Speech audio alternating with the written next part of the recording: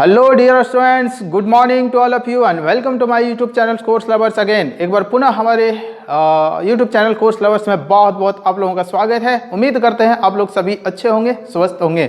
तो आइए आज क्लास 10th का एक और चैप्टर की आज हम लोग चर्चा करने की कोशिश करते हैं। चैप्टर है नेल्सन मंडेला पर आधारित, नेल्सन मंडेला वाला चैप्टर जिसका नाम है long walk to freedom. Long walk to freedom खासकर ये नेल्सन मंडेला के जीवन पर आधारित एक ऑटोबायोग्राफी है और नेल्सन मंडेला के बारे में ही इस चैप्टर में पूरी तरह से हम लोग उनकी जीवन यात्रा के बारे में देखने की कोशिश करेंगे। वो जिस तरह से एक होता है ना, बचपन से लेकर के अंतिम क्षणों तक पूरे जीवन की चर्चा किया गया है इस स्टोरी में, उनका पूरे बैकग्राउंड की चर्चा करेंगे। तो आइए हम लोग देखते हैं नेल्सन मंडेला की चैप्टर को। तो देखिए, इसकी शुरुआत उनकी बचपन से होती है। बचपन से खास करके जब एक बच्चा जन्म लेता है, नेल्सन मंडेला भी जन्म लेता है और उस समय उनको कुछ भी आभास नहीं होता है कि जीवन में आगे क्या होने वाला है। तो चूंकि बचपन में बच्चा फ्रीली इधर उधर गांव घर में अपना खेलता है, किसी तरह का कोई रोक टोक ज़्यादा नहीं होता था, तो उनको पता नहीं चलता था छुआछूत क्या होता है, उनको उतना पता नहीं चलता था। लेकिन जैसे जैसे उम्र उनकी बढ़ती चली गई, समाज में जब जिम्मेदारियां आती चली गई, तब उनको देखने लगा कि कुछ कुछ जगहों पर उनका रोक टोक, कभी जातीय आधार पर रोक टोक हुआ, तो जातीय आधार पर शोषण वाली बात है, वो फ्रीडम जो वो खासकर चाहता था वो नहीं मिलता था। और उस समय खासकर साउथ अफ्रीका में यदि बात करें तो उस समय गोरे लोगों का डोमिनेट था, साउथ अफ्रीका आज़ाद भी नहीं था। तो अब धीरे धीरे उनका माइंड, एक्चुअली बच्चा जब बढ़ता है तो उनका माइंड भी ब्रॉड होता है, सोचने का तरीका बदला, सोचने का एक उसका जो एक दायरा है वो बढ़ता चला गया। और वो समझने लगा कि जब मुझे एक पर्सनल आदमी नेल्सन मंडेला जो फ्रीली जीवन जीना चाहता था फ्रीडम के साथ, वो नहीं मिलने लगा, चाहे वो वैचारिक के रूप से एक्सप्रेशन नहीं हो, चाहे फिर अदर कोई भी वर्क हो, वो खुलकर नहीं कर पाने लगे। तब उनको समझ में आ गया कि जब मेरे साथ ऐसा हो रहा है तो अदर के साथ भी ऐसा होता है। लेकिन अब बात था कि वहाँ सारे लोग आवाज़ नहीं उठा पाते थे, सब में ये कवरेज नहीं होता है, साहस नहीं होता है। तो नेल्सन मंडेला ने ये साहस किया कि अब हमको इस सिस्टम के खिलाफ लड़ना है। मीन्स अभी सिस्टम किसका चल रहा था? गोरे लोगों का डोमिनेंट था, शासन था, रूल था। साउथ अफ्रीका एक तरह से पूरी तरह से गुलाम था, अंग्रेजों के कब्जे में था। तो उस सुपर पावर के खिलाफ वो लड़ने के लिए ठानते हैं। अब सोचिए कि अंग्रेजों के खिलाफ लड़ना इतना आसान नहीं था। ये एक अकेला बंदा उस सिस्टम के खिलाफ, लेकिन ये ठान लिया है कि हमको जीना है तो गुलाम बन के नहीं जीना है, हमको फ्रीडम हासिल करना है, फ्रीली जीना है। नहीं तो फिर वो जीना भी क्या है जिसमें जीने का मजा ना हो।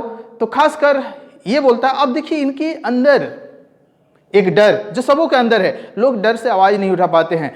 अब साउथ अफ्रीका में एक ही लोग तो नहीं थे, करोड़ों लोगों की आबादी साउथ अफ्रीका कंट्री में उस समय था, लेकिन आवाज उठाने वाले बहुत कम लोग थे। उनमें से सबसे मुखर तरीके से खास करके नेल्सन मंडेला आते हैं। हालांकि फ्रीडम फाइटर्स बहुत हुए इनके साथ साथ, बहुत बेसिकली यहाँ पर खासकर यदि बात करेंगे तो नेल्सन मंडेला का ही चर्चा है। तो डियर स्टूडेंट्स, आइए आज पूरी तरह से इसका जीवन वृत्तांत के बारे में हम लोग देखने की कोशिश करेंगे। अब जब शुरुआत होता है तो बचपन में क्या क्या फेस किए हैं इन्होंने, किस तरह से स्ट्रगल किया, किस तरह से गांव घर में खेलते खेलते खासकर गोरे बच्चे इन पर कैसे कमेंट कसते थे, गोरे लोग किस तरह से कमेंट कसते थे। तो बचपन में तो थोड़ा सा कम हुआ, लेकिन जैसी ही उम्र बढ़ी, उम्र बढ़ने के साथ इसके साथ ये चीज़ें बढ़ती चली गई।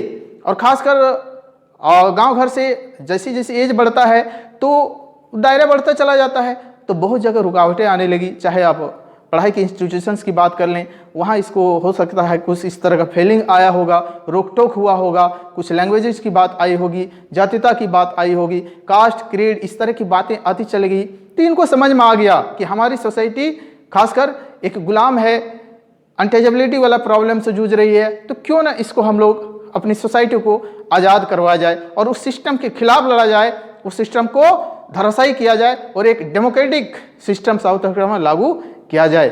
तो ये आगे बढ़ते चले जाते हैं। प्रॉब्लम तो होता है, लेकिन ये साहस कभी पीछे नहीं छोड़े। साहस के दम पर, अपने साहस के दम पर ये आगे बढ़ते चले गए और चलते रहे। अब देखिए क्या होता है ना, धीरे धीरे कारवां बढ़ता चला गया। अब सिस्टम के खिलाफ लड़ते लड़ते क्या होता है, इनका सिस्टम देखिए अकेले चल रहे हैं तो आपकी पहचान नहीं बनती है। लेकिन एक होता है ना कि गवर्नमेंट पर अपना पावर जमाना, जब आप पावर जमाएंगे तो कैसे, वो आप इलेक्शन के माध्यम से आ सकते हैं। तो वो इलेक्शन भी फाइट करते हैं और इलेक्शंस जीतते भी हैं। African national Congress party join करते हैं, ज्वाइन करने के बाद ये जीतते भी हैं और जीतने के बाद ये गवर्नमेंट भी फॉर्म करते हैं। तो देखिए हम लोग थोड़ा सा और बेसिक्स पे जाते हैं, इसको थोड़ा सा और शुरुआत करते हैं। ये मेरा इंट्रोडक्शन एक थोड़ा सा एक झलक आप लोगों को देने की कोशिश की है। अब देखिए इसको हम लोग डिटेल थोड़ा सा और चलते हैं, ठीक है। सबसे पहले तो ये क्लियर हो जाए कि ये साउथ अफ्रीका पर बेस्ड एक स्टोरी है, लेकिन नेल्सन मंडेला के जीवन उसकी खुद की ऑटोबायोग्राफी है, आत्मकथा है। तो शुरुआत कहां से करता है वो कि he describes about his speeches. इस ऑटोबायोग्राफी में साउथ अफ्रीका जो फ्रीडम फाइटर्स के लिए स्पीच देते थे, अपने लोगों के लिए जो स्पीच देते थे, भाषण देते थे, उनकी ज्यादा चर्चा क्या है कि describes about his speeches and inauguration. Inauguration मतलब जब वो इलेक्शन लड़के, खास करके साउथ अफ्रीका में गवर्नमेंट बनाने की बात आती है, उस समय दिया गया स्पीच, उसकी ज्यादा वो चर्चा करता है। ओथ सेरेमनी हो, ओथ टेकन सेरेमनी, जब वो शपथ ले रहे थे उस दरमियान उन्होंने अपने लोगों को क्या संबोधित किया, क्या एड्रेस किया, क्या एश्योर करता है अपने देश के नागरिकों को, उसकी चर्चा है। Inauguration, oath ceremony and journey of freedom fighters. और क्या, अपनी वो होल जर्नी की चर्चा करता है कि जो जीरो से लेकर के अभी तक इलेक्शन जीतने तक खास करके किस तरह के प्रॉब्लम्स को फेस किए।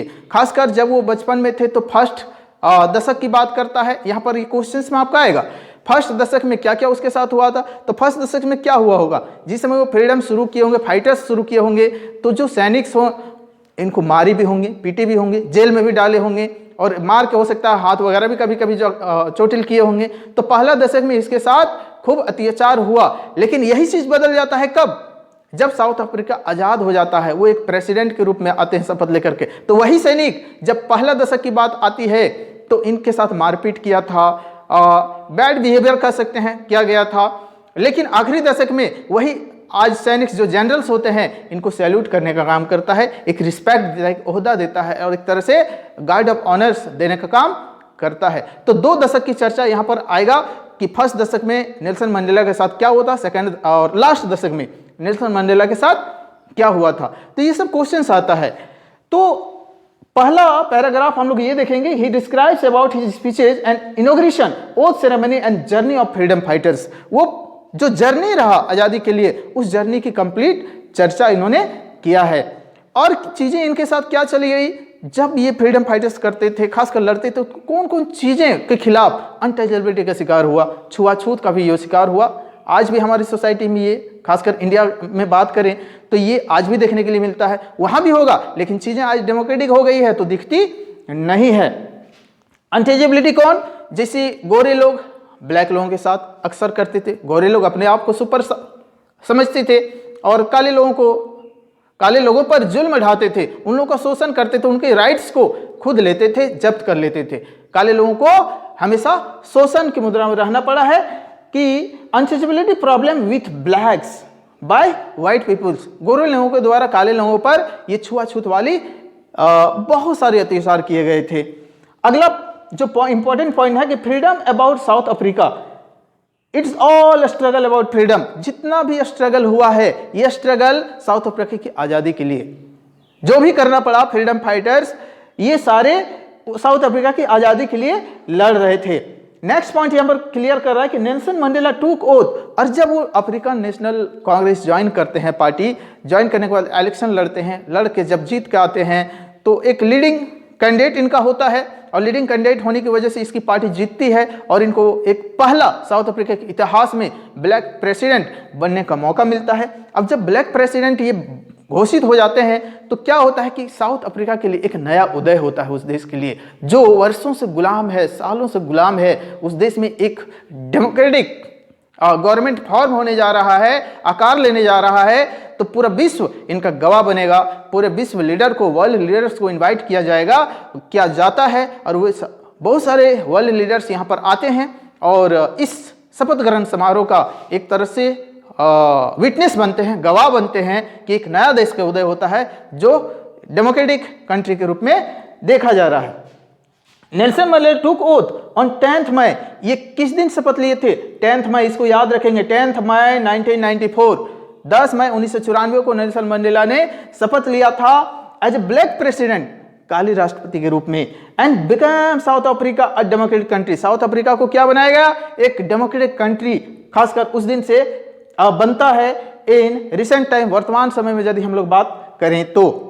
अगला पॉइंट क्लियर करता है कि वर्ल्ड लीडर्स कैंप, पूरे विश्व के नेताओं को इनवाइट किया गया और विश्व के नेता आए भी, कैंप फॉर विटनेस, एक तरह से गवाह बनने के लिए कि इस मेमोरेबल हिस्टोरिकल डे का हम लोग भी एक गवाह के रूप में सामने रहें और एक यादगार क्षण साबित हो ये। एंड हिस्टोरिकल ओथ सेरेमनी, ये ऐतिहासिक शपथ ग्रहण समारोह। Mandela thanks all leaders, Mandela सारे नेताओं को धन्यवाद देते हैं जो भी इस ओथ सेरेमनी में पार्टिसिपेट किए हैं। All leaders now Mandela assures, अब वहां से मंडेला अपने स्पीच में अपने देशवासियों को एड्रेस करते हैं, संबोधित करते हैं और ये आश्वासन देते हैं अपने देशवासियों को। क्या देते हैं? That our country never will fail any kinds of discrimination again, मतलब हमारा देश पुनः एक बार जो चीजें के खिलाफ हम लोग लड़कर आए हैं, जैसे डिस्क्रिमिनेशन की बात कर लें, अनटचेबिलिटी की बात कर लें, छुआछूत की बात कर लें, लोगों के शोषण की बात कर लें, तो ये सब दोबारा ये फील नहीं करना पड़ेगा। हम ये आश्वासन देते हैं देश के लोगों को। Discrimination and form a government, और इस तरह से वो एक सरकार बनाते हैं। अगला पॉइंट आइए हम लोग देखते हैं कि टू नेशनल एंथम सॉन्ग। अब देखिए देश एक है लेकिन यहाँ पर दो नेशनल एंथम गाया गया। किन के लिए? एक नेशनल एंथम गोरे के लिए जो व्हाइट पीपल्स हैं, उनका भी रिस्पेक्ट किया जा रहा है। एक नेशनल एंथम ब्लैक लोगों के लिए जो काले लोग हैं वहां पर साउथ अफ्रीका के मूल निवासी आप कह सकते हैं, उनके लिए भी गाया गया, उनका अलग रिस्पेक्ट करने के लिए। चलिए कोई किसी तरह का अब फीलिंग्स ना रहे कि मुझे सम्मान नहीं दिया गया, सबको रिस्पेक्ट दिया जा रहा है, इसलिए सबों के लिए, दोनों के लिए खासकर यहाँ अलग अलग नेशनल एंथम गाया गया, खासकर whites and black. Two national anthem song sang there to respect white and black people while white rule over blacks। जबकि बात किया जाए तो व्हाइट लोग ही वहां पर रूल कर रहे थे, अब तो वो रूल खत्म होने चला है क्योंकि एक नई गवर्नमेंट, डेमोक्रेटिक गवर्नमेंट फॉर्म लिया है साउथ अफ्रीका ने में blacks for years so they hated each other. और जब देखिए जब डोमिनेट करता है गोरे लोग तो ऑब्वियसली काले लोगों पे हेट करता है, तभी तो डोमिनेट कर रहा है। किसी का अधिकार को हम ले रहे हैं मीन्स अंदर ही अंदर उनसे घृणा भी करते हैं। तो ये सिचुएशन अब खत्म होने वाला था साउथ अफ्रीका में नई सरकार बनने के बाद।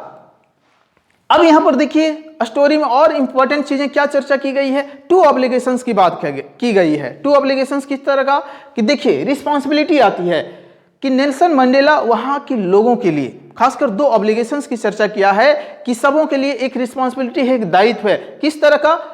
पहला कि टू हिज फैमिली, अपने परिवार के प्रति, ये रिस्पॉन्सिबिलिटी सभी का है, पेरेंट्स के प्रति, वाइफ के प्रति एंड चिल्ड्रन के प्रति। ये पहला रिस्पॉन्सिबिलिटी हर एक आदमी का, साउथ अफ्रीका के हर एक आदमी का बनता है कि आप अपने फैमिली की जिम्मेवारी को निभाएं, पेरेंट्स की जिम्मेवारी, वाइफ की जिम्मेवारी एंड चिल्ड्रन की जिम्मेवारी। क्योंकि देखिए हर एक इंसान यदि समझ जाए, आप एक बेटा हैं तो बेटा का कर्तव्य निभा लीजिए, आप किसी के लिए भाई हैं, भाई का कर्तव्य निभा लीजिए, आप किसी के लिए हस्बैंड हैं, हस्बैंड का कर्तव्य निभा लीजिए, आप किसी के लिए कुछ और रिश्ता में लग सकते हैं, उसका कर्तव्य निभा लीजिए। साथ ही साथ अपने आप देश का बेटा हैं तो देश के बारे में कर्तव्य निभा लीजिए। यदि आप पग पग पे ये सारी रिस्पॉन्सिबिलिटी को निभा रहे हैं फिर आप हमेशा सही रास्ते पर चलेंगे। जैसा नेल्सन मंडेला का कहना था कि सबों की ये रिस्पॉन्सिबिलिटी बनती है, जिम्मेवारी बनती है, ऑब्लिगेशंस है।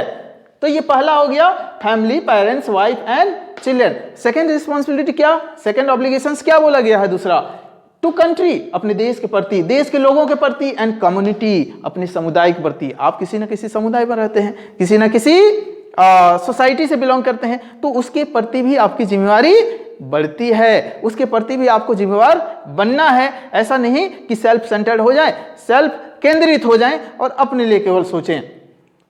अब लास्ट में देखिए जब ये स्टोरी आपका एंड होने चला तब ये साउथ अफ्रीका के धरती से नेल्सन मंडेला ये उम्मीद करते हैं, क्या करते हैं? A brave person wins his fear, जो बहादुर व्यक्ति होता है। बहादुर किसे कहेंगे?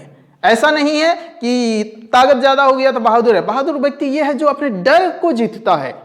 आप जिसको करने से डर लगता है, यदि उस डर पर काबू पाकर वो काम कर जाते हैं तो फिर समझिए आप वाकई में अब ब्रेव पर्सन हैं, एक बहादुर व्यक्ति हैं। जैसे नेल्सन मंडेला ने क्या किया यहाँ पर, उन्होंने ठाना, डर भी लग रहा था लेकिन डर पर काबू पाया।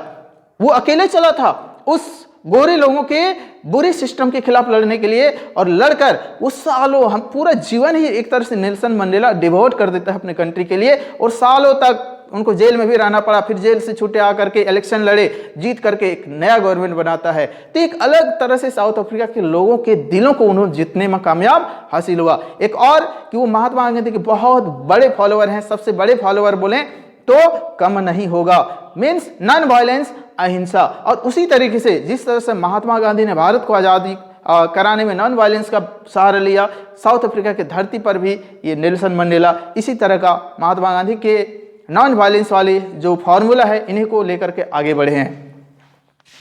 आगे देखिए कि 10th May is an autumn day. अब देखिए ऑब्जेक्टिव क्वेश्चन आ सकता है कि 10th मई को ही ऑटम डे माना गया है साउथ अफ्रीका के लिए। अब देखिए स्टोरी में मोटा मोटी इंपॉर्टेंट पॉइंट्स इतना ही है, बाकी आप लाइन बाय लाइन भी पढ़ेंगे तो चीजें यही निकल कर आएंगी। अब एज ए होल समरी भी जाने की कोशिश करेंगे तो यही चीजें निकल कर आएंगे। आइए इनमें से एक क्वेश्चंस आपका देखते हैं जो अक्सर ये क्वेश्चंस पूछता है, जैसे कि where did the ceremonies take place. Ceremonies means जो ओथ टेकन सेरेमनी है, शपथ ग्रहण समारोह, ये कहां पर आयोजित किया गया था।